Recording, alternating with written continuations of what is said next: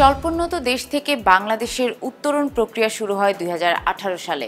চূড়ান্তভাবে উত্তরণের জন্য প্রস্তুতির সময়সীমা শেষ হওয়ার কথা ছিল 2024 সালে, কিন্তু কোভিডের কারণে অতিরিক্ত সময় পাওয়া যায় 2 বছর।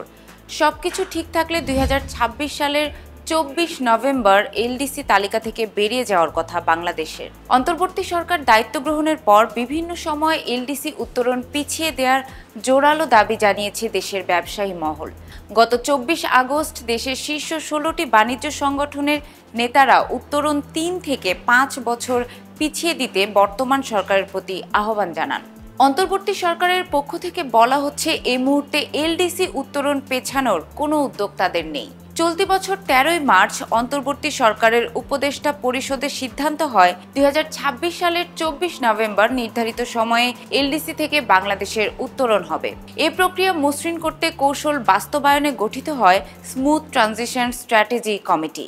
কমিটির সদস্যরা জানিয়েছেন, এই মুহূর্তে এলডিসি উত্তরণ প্রক্রিয়া পেছানোর কোনো উদ্যোগ নেই। জানতে চাইলে পরিকল্পনা মন্ত্রণালয়ের সাধারণ অর্থনীতি বিভাগের সদস্য সচিব ডক্টর মঞ্জুর হোসেন গতকাল রাতে বণিক বার্তাকে বলেন, এলডিসি থেকে উত্তরণে সরকারের পক্ষ থেকে প্রস্তুতিমূলক কার্যক্রম চলমান। তবে উত্তরণ হবে নাকি পিছিয়ে দেয়া হবে সে বিষয়ে হয়তো পরবর্তী সরকার চূড়ান্ত সিদ্ধান্ত নেবে। এই মুহূর্তে সরকারের পক্ষ থেকে পেছানোর কোনো উদ্যোগ নেই। জানা যায়, এলডিসি থেকে উত্তরণ হলে দেশের আন্তর্জাতিক ঋণদাতা সংস্থাগুলোর কাছ থেকে বেশি ঋণ নেওয়ার সক্ষমতা বাড়তে পারে। সেক্ষেত্রে অবশ্য গুনতে হবে বেশি সুদ। এছাড়া অর্থনৈতিক সক্ষমতায় উত্তরণের কারণে আকৃষ্ট হতে পারে বিদেশি বিনিয়োগ। সংশ্লিষ্ট সরকারি একটি সূত্র নাম অপ্রকাশিত রাখার শর্তে বণিক বার্তাকে বলেছেন, এখন পর্যন্ত উত্তরণ পেছানোর আনুষ্ঠানিক কোনো পদক্ষেপ নেই।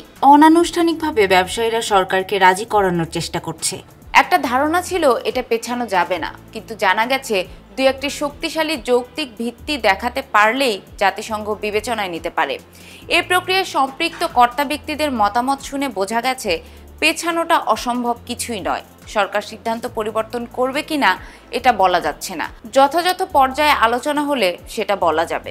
তবে সে ধরনের কোনো আলোচনার উদ্যোগ রয়েছে বলে আমার জানা নেই। ব্যবসায়ী সম্প্রদায় মনে করছে সরকারের উচিত পেছানোর জন্য একটা পদক্ষেপ নেওয়া, সেজন্য তারা সরব হয়েছে। এখন সরকারের নীতি নির্ধারকরা সিদ্ধান্ত নেবেন।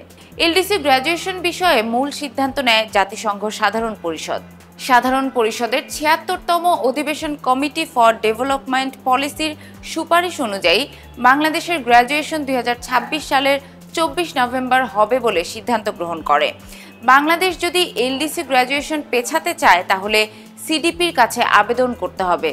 বিশেষজ্ঞরা বলছেন, কী কারণে বাংলাদেশ এমনটা চাচ্ছে সেটার যুক্তিসঙ্গত কারণ দাঁড় করাতে হবে। 2021 সালে যখন বাংলাদেশের বিষয়ে সিদ্ধান্ত গ্রহণ করা হয়, তখন মাথাপিছু আয় বা মানব সম্পদ সূচক বা অর্থনৈতিক ভঙ্গুরতা সূচক সব সূচকেই বাংলাদেশের অবস্থান এলডিসি উত্তরণকে সমর্থন করছিল। ফলে উত্তরণের সুপারিশ করা হয়। এখন বাংলাদেশ যদি পেছানোর আবেদন করে তাহলে তা বিচার করা হবে সেই সূচকগুলোর সাপেক্ষে। সেন্টার ফর পলিসি ডায়ালগের সম্মানীয় ফেলো অধ্যাপক ডক্টর মুস্তাফিজুর রহমান বণিক বার্তাকে বলেন, বাংলাদেশ বলতে পারে যে আমাদের দেশে বড় পরিবর্তন হয়েছে, আমরা প্রস্তুতি নিতে পারিনি, তাই আরও সময় দরকার। আমরা উত্তরণ হলেও তা টেকসই করতে পারবো না। এগুলো নিয়ে যুক্তি দাঁড় করিয়ে বাংলাদেশ সিডিপি বরাবর আবেদন করতেই পারে, সেটা তারা বিবেচনা করবে। তারপর ইকোস্ক হয়ে সাধারণ পরিষদের কাছে যাবে। ব্যবসায়ীরা বলছেন, নির্ধারিত সময়ে গ্র্যাজুয়েশন হলে বাংলাদেশের শিল্প, রফতানি, সামগ্রিক অর্থনীতি বড় ধরনের চাপে পড়বে। বিশেষ করে বৈদেশিক বাজারে অগ্রাধিকারমূলক বাণিজ্য সুবিধা হারালে তৈরি পোশাক সহ বিভিন্ন খাতকে তীব্র প্রতিযোগিতার মুখে পড়তে হবে। এছাড়া বৈশ্বিক অর্থনৈতিক অস্থিরতা, ভূরাজনৈতিক সংকট, জলবায়ু পরিবর্তন এবং দেশীয় অর্থনীতির নানা চাপ বিবেচনায় এখনই গ্র্যাজুয়েশন বাংলাদেশের জন্য টেকসই হবে না। জানতে চাইলে এলডিসি উত্তরণের সঙ্গে নতুন দায়িত্ব ও ঝুঁকি আসছে উল্লেখ করে তিনি বলেন, ইউরোপীয় ইউনিয়ন, যুক্তরাজ্য সহ বড় বড় বাজারে বাংলাদেশি পণ্যের ওপর 12% পর্যন্ত শুল্ক আরোপ হতে পারে। ফলে রফতানি কমতে পারে 6 থেকে 14%। একই সঙ্গে বিশ্ব বাণিজ্য সংস্থার বিশেষ সুবিধার অবসান হতে পারে। এলডিসি হিসেবে রফতানিতে ভর্তুকি ও বাণিজ্য বিষয়ক মেধাস্বত্বের চুক্তি বাস্তবায়নে শিথিলতা সহ যেসব সুবিধা ছিল তা আর পাওয়া যাবে না।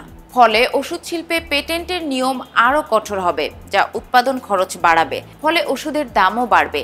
কাঁচামালের উৎসবিধি বা রুলস অফ অরিজিন কঠোর হবে।